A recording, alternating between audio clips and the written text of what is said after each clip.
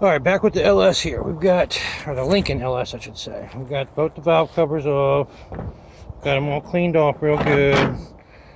Around the grooves inside there. And you got to clean off the outsides. That way if you know if you actually fixed the leak or not.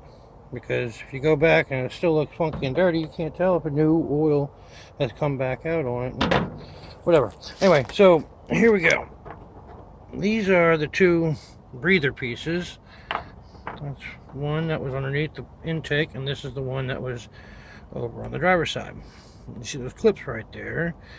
That's what's supposed to hold it in.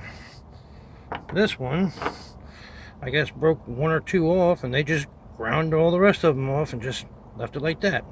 Well, being that this one was over here, if it wiggled around, it just popped right back out because it wasn't in there that well. Funny thing is, this side, if I put it in there, it feels much tighter. It still pops out, but it feels much tighter in that side. I don't know if you can see. Well, it's still, like I said, it still pops out, but you can see that it's much tighter. So I cut the hard plastic line off, and I'm gonna hook it up with some rubber line. And then when I put this one into this one,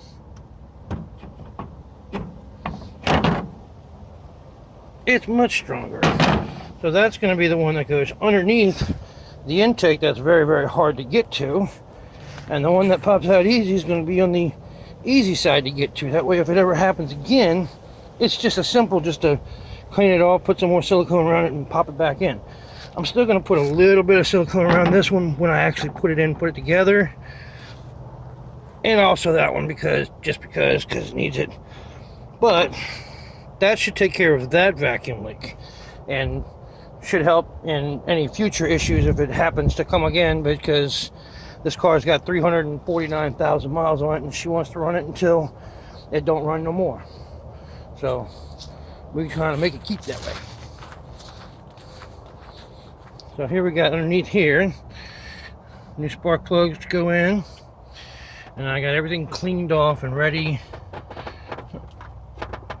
for new gaskets.